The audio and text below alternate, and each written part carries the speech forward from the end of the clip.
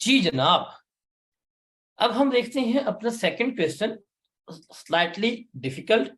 तो हम क्या करेंगे, हम थोड़ा थोड़ा सा हम क्या करेंगे, ग्रेजुअली क्वेश्चंस के डिफिकल्टी लेवल्स को इंक्रीज करते जाएंगे, ताकि हमारी अंडरस्टैंडिंग जो है वो भी डेवलप हो जाए और हमें टॉपिक इतना बर्डनाइज भी ना लग रहा हो। तो ये हम सारा कुछ क्या करेंगे, इसको वन बाय वन करते हैं। थोड़ा सा हम मुश्किल सवाल करते हैं। रिक्वायरमेंट है prepare journal entries to correct the above errors, और नरेशंस वगैरह भी हमने नहीं लिखनी, एंट्रीज पास करनी है। क्वेश्चन है जी, during the review of records, accounting records and financial statements for the year ended 30th June of TeleTraders, following errors were highlighted। ये errors जो हैं ये क्या किए गए हैं, हाईलाइट किए गए हैं। Sales included an outstanding balance of rupees 5 lakh. Sales में क्या शामिल है, 5 लाख का बैलेंस जो है वो शामिल है। For which a customer would need to pay 485,000 only if the payment is made within 30 days। क्या कह रहे हैं, और देखिए इन सवालों को तसल्ली से पढ़ना है, एडजस्टमेंट्स को मैं भी आपके साथ फर्स्ट टाइम ही पढ़ रहा हूँ। तसल्ली से पढ़ना है, देखना है वो क्या कह रहा है, करेक्ट चीज सोचनी है, फिर देखना है उसने क्या गलती की है, फिर हम वो क्या करेंगे देखते हैं। वो कहता है जी, सेल्स हमने की थी 5 लाख की, डन हो गया, सेल्स होगी हमारी क्रेडिट 5 लाख से। और कस्टमर को हमने कहा था कि अगर तुम 30 दिन में पे कर दो तो तुम 485 पे करोगे, मतलब हम उसको अर्ली पेमेंट डिस्काउंट ऑफर कर रहे हैं। और कस्टमर जो है वो एक्सपेक्टेड है वो 30 दिनों में पे कर देगा। तो इसकी एंट्री हमने क्या करनी है, पास करनी है। तो हम क्या करेंगे, हमने रिसीवेबल्स को 5 लाख से डेबिट किया था। अगर आप इसमें देखें, हमने रिसीवेबल्स को 5 लाख से ही डेबिट किया था, बट अब हमें पता है कि वो 485 ही हमें देने वाला है, तो हमारे डेटर कम होने चाहिए। तो हम क्या करेंगे, हम डेटर अकाउंट जो है 15,000 से क्रेडिट कर देंगे। और ये जो है ये हम किसको चार्ज कर रहे होंगे, हम प्रॉफिट एंड लॉस अकाउंट को चार्ज कर रहे होंगे, बिकॉज ये हमारा एक्सपेंस है, डिस्काउंट अलाउड है। Profit and loss account debit हो जाएगा और डेटर अकाउंट जो है वो हमारा क्या हो जाएगा, क्रेडिट हो जाएगा। उसके बाद अगली एडजस्टमेंट है, an item was included in the closing inventory। Closing inventory मतलब जो मेरे पास स्टॉक है उसमें एक इन आइटम मौजूद है, उसकी एनआरवी जो है 490,000 है और कॉस्ट जो है 4.5 लाख है। हमें पता है कि हम लोअर ऑफ कॉस्ट या एनआरवी के ऊपर ही रिकॉर्ड करते हैं, तो हमने उसको कॉस्ट पे रिकॉर्ड किया हुआ है। और है periodic inventory method is used to record inventory transaction. इसको हमने यहाँ पे क्या करना है, लेके चलना है। हमने किस पे रिकॉर्ड किया हुआ, सॉरी हमने इसको रिकॉर्ड किया हुआ है एनआरवी के ऊपर, सॉरी माय बैड, हमने रिकॉर्ड किया हुआ है एनआरवी के ऊपर और कॉस्ट कम है, तो हमें किस पे लेके चलना होता है, लोअर के ऊपर, वैल्यूएशन पे। तो इन्वेंट्री 450 पे रिकॉर्ड करनी है, हमने 490 पे रिकॉर्ड की है। हम क्या करेंगे, इन्वेंट्री को लॉक करेंगे, तो इन्वेंट्री अकाउंट जो है वो हमारा क्या हो जाएगा, क्रेडिट। और कॉस्ट ऑफ सेल्स जो है वो हमारी क्या हो रही होगी, डेबिट हो रही होगी। ये हम इसको क्या करेंगे, इस तरह से लेके चल रहे होंगे। फिर है एडजस्टमेंट नंबर 3, अ सब total of 2,34,000 was carried forward in the purchase to book as 4,32,000 और कंट्रोल अकाउंट हमने नहीं मेंटेन किया हुआ, तो हमने ओवर स्टेटमेंट की है। क्या करेंगे, इसको रेक्टिफाई करेंगे। अब रेक्टिफाई करने के लिए हम एंट्री क्या पास करेंगे कि हमने परचेजेज अकाउंट ओवरस्टेट किया था, तो परचेजेज अकाउंट जो है वो हमारा क्या हो जाएगा, डेबिट हो जाएगा, क्रेडिट हो जाएगा। और कोरस्पॉन्डिंग कोई एंट्री कोई कंट्रोल अकाउंट मेंटेन नहीं अभी किया हुआ, तो हमें किसे चार्ज कर देंगे, सस्पेंस अकाउंट को चार्ज कर रहे होंगे। ये भी हो गया। उसके बाद a credit note issued to a customer 1,28,000 was recorded as a credit note received from a supplier। तो आपने क्या किया है, आपने कस्टमर को क्रेडिट नोट इशू किया है, that was your sales return. लेकिन आपने क्या कर दिया है, आपने उसको परचेज रिटर्न के तौर के ऊपर ट्रीट कर दिया है। तो सेल्स रिटर्न होनी चाहिए थी, सेल्स रिटर्न डेबिट होनी चाहिए थी, आपने क्या कर दिया है, परचेज रिटर्न उसको ट्रीट कर दिया है। तो हम क्या करेंगे, उसको रिवर्स करेंगे, तो सेल्स रिटर्न डेबिट हो जाएगी, हमने परचेज रिटर्न लेस की हुई थी, वो हम क्या कर देंगे, उसको इंक्रीज कर देंगे, रिसीवेबल्स हमारे कम हो जाएंगे और पेएबल्स जो है वो हमारे रिस्टोर हो जाएंगे। तो ये इसकी एडजस्टमेंट जो है वो हम कर रहे होंगे। Is that clear?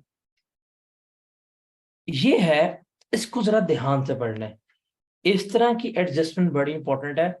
Just pause your screen, take a time and इसको रीड करें जरा ध्यान से, वो क्या कहना चाह रहा है, देन विल सॉल्व इट। अब इस एडजस्टमेंट को जरा हमने समझना। कहता है जी ऑफिस मशीन कॉस्ट थी 35,40,000 with a carrying value of ₹20,40,000। ये कॉस्ट है, ये कैरिंग वैल्यू है। अब डिफरेंस लेंगे, डेप्रिसिएशन आ जाएगी। As on 1 July 2021 was disposed of, उसकी ये कैरिंग वैल्यू ओपनिंग ये थी, डिस्पोज ऑफ हमने कर दिया 28 फरवरी 2022 को 1860 से। The sale proceeds were credit to accumulated depreciation, जो हमें पैसे मिले हैं वो हमने किसको चार्ज कर दिए हैं, एक्यूमुलेटेड डेप्रिसिएशन को चार्ज कर दिए हैं। And full year depreciation was provided on machine, और मशीन पे भी हमने क्या कर दिया है, फुल ईयर डेप्रिसिएशन चार्ज कर दी है। Office machine are depreciated at 10% per annum reducing using reducing balance method. ये क्या किया है, उसने हमें यहाँ पर प्रोवाइड किया है। तो यहाँ पे मिस्टेक कहाँ पे हो रही है, मिस्टेक हो रही है हमारे किसके ऊपर, एक्यूमुलेटेड डेप्रिसिएशन पे। हमने एक्यूमुलेटेड डेप्रिसिएशन में 18,60,000 क्रेडिट कर दी है, वो हम क्या करेंगे, वो हम सबसे पहले डेबिट करेंगे। वो हम क्या करेंगे, एक्यूमुलेटेड डेप्रिसिएशन जो है वो सबसे पहले हम क्या करेंगे, डेबिट करेंगे। तो इसको रिवर्स करेंगे, उसके बाद हमने डेप्रिसिएशन भी ज्यादा रिकॉर्ड की है। अब देखिए मशीन थी हमारी कैरिंग वैल्यू 204000 की, हमने उसके ऊपर पूरे साल के डेप्रिसिएशन ले ली है। हमारी डेप्रिसिएशन आनी चाहिए थी 1,36,000, हमने कितनी ले ली डेप्रिसिएशन, हमने ज्यादा ले ली है। जो डिफरेंस आया है वो हम क्या करेंगे, उसको भी हम रिवर्स करेंगे, उस पर भी हमारी जो है डेप्रिसिएशन एक्सपेंस जो ज्यादा है वो डेबिट हो जाएगा। उसके बाद फिर हम क्या करेंगे, इसका रियल गेन या इसका रियल लॉस है वो हम क्या करेंगे, इससे कर रहे होंगे। अब हम जरा आते हैं इसकी ओरिजिनल एंट्री पास करते हैं, फिर देखते हैं। देखें सबसे पहले ना हमने देखनी है कि गेन या लॉस की ओरिजिनल एंट्री क्या होनी चाहिए। बैंक आया, बैंक से हमारा होना चाहिए डेबिट 1,86,000 से। फिर एसेट जो है था वो हमारा होना चाहिए क्रेडिट, उसकी जो कॉस्ट थी उसके ऊपर, डेट वाज 3,540,000 से। फिर एक्यूमुलेटेड डेप्रिसिएशन जो है वो भी हमारी डेबिट होनी चाहिए। अब इसकी एक्यूमुलेटेड डेप्रिसिएशन तो हमें पता ही नहीं है, हम निकाल सकते हैं। देखें 3540 माइनस 2040,000 कितना बनता है, 1.5 मिलियन। ये है इसके ऊपर अभी तक की एक्यूमुलेटेड डेप्रिसिएशन, अभी तक की क्या है, एक्यूमुलेटेड डेप्रिसिएशन है। और इस साल की भी हमने क्या करनी है, हमने इसकी डेप्रिसिएशन निकालनी है, तो वो निकाल लेते हैं हम 2040,000 रेट लगाएं 10%, और जुलाई, अगस्त, सितंबर, अक्टूबर, नवंबर, दिसंबर, जनवरी, फरवरी, 8 महीने की आप इस पे डेप्रिसिएशन ले, कितनी आती है? 136। Total accumulated depreciation till disposal कितनी बनती है? 1636। तो ये हमें क्या होनी चाहिए? 1636 से ये डेबिट होनी चाहिए एक्यूमुलेटेड डेप्रिसिएशन। अब बैलेंसिंग अमाउंट कहाँ पे आ रही है, कितनी आ रही है? यहाँ पे आ रही है। अगर यहाँ पे बैलेंसिंग अमाउंट आ रही है तो that will be a loss on disposal. और लॉस कितना आ रहा है? 44,000 का। ये हमारे पास क्या आ गई है? लॉस ऑन डिस्पोजल आ गया। तो जो उसने लॉस ऑन डिस्पोजल निकाला है वो तो हमारा बिल्कुल सही आ गया। हकीकत में ये होना चाहिए था, that should be incurred, that should be recorded. Okay, समझ आई? अब हुआ क्या है?